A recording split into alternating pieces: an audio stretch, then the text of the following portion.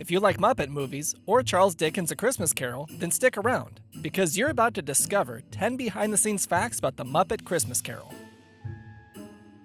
The Muppet Christmas Carol was the first time a Muppet movie focused on its human characters, and even starred one, instead of giving the lead role to Kermit. Two-time Academy Award winner Michael Cain brought a considerable amount of prestige to the production, and perhaps as a kind gesture, the production design team hid a nod to Cain's real name, Maurice Micklewhite, as a name for a shop in the London streets. Making the Muppets blend in with the human world was no easy task. The floors had to be built 4 feet above the ground to give the puppeteers room to work down below. But the tricky part for the human actors, especially for Michael Cain, is that when the actors shared the screen with the Muppets, they often had to walk on planks that were only 2 feet wide, with 4 feet drop-offs on both sides.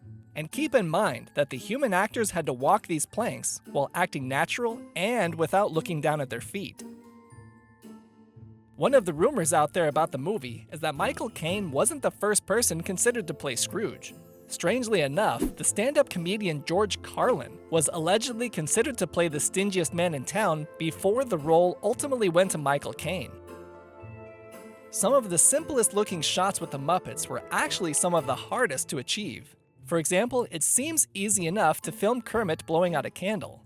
But since Muppets don't actually breathe, the effect was achieved by firing an air gun at the flame at the precise moment when the puppeteer puckers Kermit's lips, so that the air would hit the flame during Kermit's blowing motion, so that it would look like he blew out the flame himself. The Muppet Christmas Carol was the first Muppet movie directed by Jim Henson's son Brian, after his father died 2 years earlier. One of Brian's achievements in his directorial debut was giving the audience the chance to see Kermit walk, which was no small feat because it took 10 puppeteers to operate the two characters' limbs, mouths, clothes, and to also turn the snow-covered rolling drum beneath Kermit's feet to make him look like he was actually traveling down the street.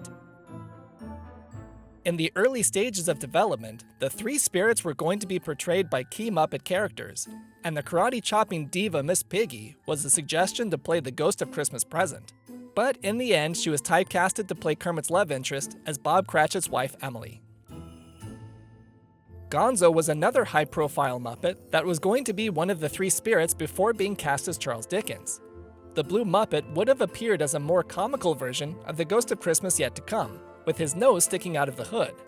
But Brian Henson decided to create all new characters for the 3 ghosts instead, in order to preserve the book's ominous feeling.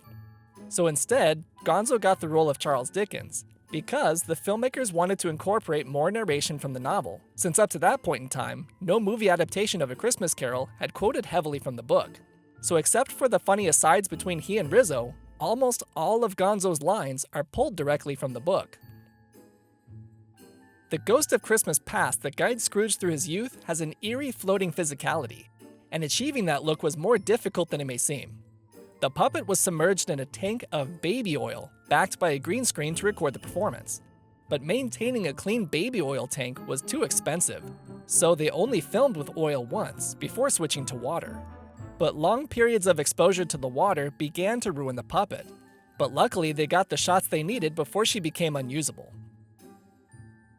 If you're a sharp-eyed viewer, you may have noticed that during the final Christmas feast, Scrooge's nephew Fred is there, but his wife Clara isn't.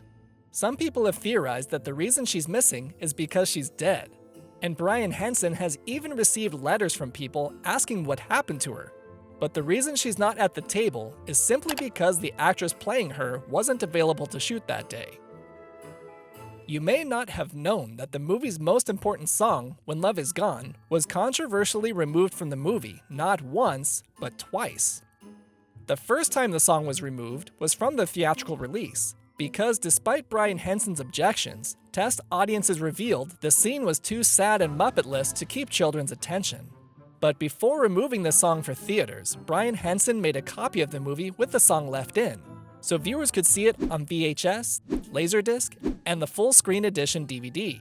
However, the reason why you don't see the ballad anymore is because Disney lost the original negative of the movie. So at the moment, Disney's only copy of the movie with When Love Is Gone still included is a VHS version of the negative, which Brian Henson said was completely unusable for the latest remaster because of the very obvious dip in quality.